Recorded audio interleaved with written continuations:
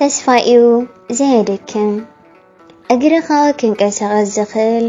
ውሽጥኻ ተስፋ ምዝህልዎ ጥራሕ እዩ እግርኻ ከም መሳልል ኮይኑ ንላዕሊ ከደይበካ ዝኽእል ውሽጣዊ ተስፋ ምዝህልወካ ጥራሕ እዩ ነዚ ከም ውሕጅ ኮይኑ ዘፍርሐካ ዘሎ ሽግርን ፈተናን እግርኻ ከም ድልድል ኮይኑ ዘሳግረካ ውሽጣዊ ተስፋ ምዝህልወካ ጥራሕ እዩ ከምኡ ድማ ነዚ መሪር ህይወትካ ከጥዕሞ ዝኽእል ወይ ድማ እትደልዮ ምርካብ ወይ ዝነበረካ ምስኣን ኣይኮነን ንኹሉ ከጥዕሞ ዝኽእል ውሽጥኻ ናይ ምስጋና መንፈስ ምዝህልዎ ጥራሕ እዩ እመነኒ እቲ እንኮ ጅግና ኣብዚ ዓለም እቲ ምስጋናን ትዕግስትን ዝፈልጥ እዩ ከምዚ ባህሪ ዘለዎ ሰብ ጥራሕ እዩ ንህይወት ዘዓግባን ክሳዕቲ ዝዓመቆ ምስጢር ዝነብራ ንገዛእ ሓይልኻ ጊዜኻ ሓሳብካ ኣብ ጭንቀት ሻቐሎት ኣይተጥፋእዩ እንታይ ደኣ ኣብ ኣገዳሲ ነገራት ዝኾነ ከም ተስፋ እምነት ጸሎት መንባብ ክሓልፍ ምዃኑ ኣብ ምዝካር ኣሕልፎ ጊዜኻ ተስፋ ምቑራጽ ምምራር ምሽቓል ምፍራሕ ምልፍላፍ እንታይ እዩ ዝጠቕመን ንበል ሽዑካ ውሽጥኻ ክእልየልካ እዩ እንታይ ክምልአለ ይኽእል ድማ በል ተስፋ ስለ ዝቆረጽካ እንታይ ኢኻ ተመጽእ እንታይ ጎደለኻ እዩ ዝመልእ ንኹሉ ብምስጋና ንምቕባል ግን ወትሪ ድሉው ኩን ምኽንያቱ ክተመስግን ከለኻ ዝያዳ እቲ ዘይነበረካ ኸኣ ስለ ዝመጽእ ኣብ ህይወት ሓደ ካብ ናይ መጀመርያ ልቦና ብዘይድሌትካን ሓሳብካን ምርጫኻን ንዝገጥመካ ቀዳማይ ክትገብሮ ዝግባእካ ብምስጋና ምቕባል ጥራይ ምዃኑ ኣስተውዕል ምኽንያቱ እቲ ኸይድ ዘለዎ ግድን ስለ ዝኾነ መኻደ ይተርፎን እቲ ክመጽእ ዘለዎ ድማ ግድን ስለ ዝኾነ ምምጸእ ይተርፎን ስለዚ ነቲ ዝኸደ ብምስጋና ምቕባል ነቲ ዝመጽኻ ብምስጋና ምቕባል ማለት እዩ ካብ ሰብ ከይተጸበኻ ብዝተኻለካ ዓቕሚ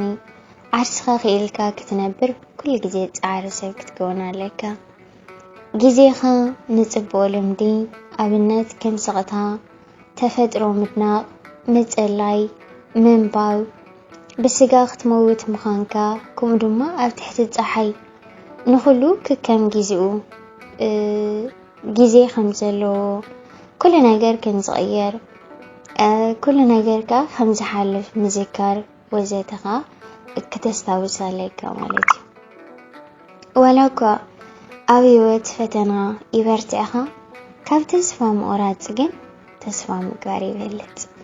ኢልካ ያው ከምቲ ኣብርሃም ኣፈወርቂ ዝበሎ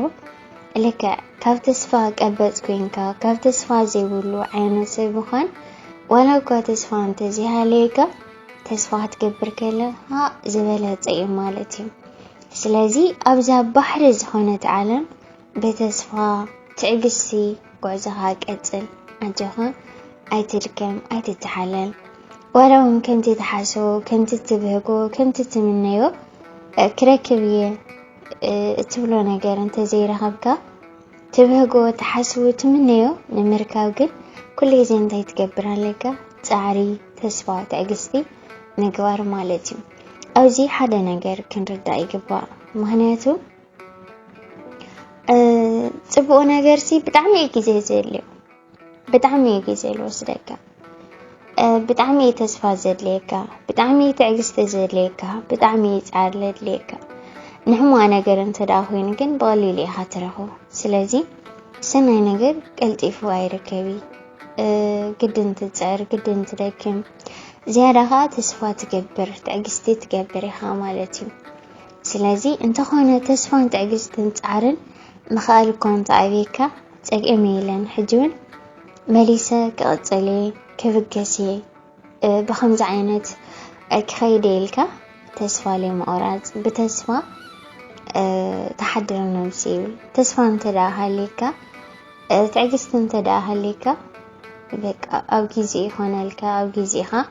ትበጽሐ ኢኻ ማለት እዩ ስለዚ ትንፋስካ ሓሳብካ ትምኒትካ ባህጊኻ ጸሎትካ ንምርካ ወይ ድማ ከምቲ ዝደልዮ ንምንባር ዘይምሕላል ጥራሕ መጽዓር ማለት እዩ እንተ ዳጽርካ እንተ ወሓደ ጻማ ጻዕርኻ ይትጸነን ኢኻ ማለት እዩ ስለዚ ግድንካ ኣብ ህይወት ብጣዕሚ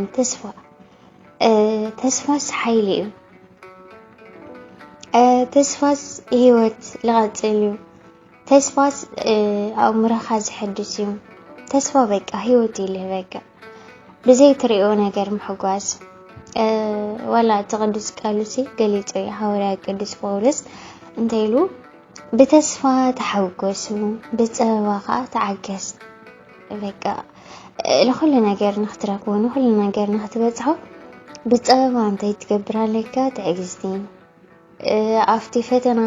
ክመጽእ ከሎ ተስፋ ንኸይትስንካ እንተይልና ተስፋ ገር በተስፋኻ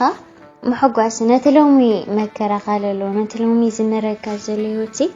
صباح كلي معلت مخانو فليتكا كغير مخانو كحلف مخانو ترديها محقوس مالتي سلازين لو ما انتي عزيز زنابركو تسفا زيدك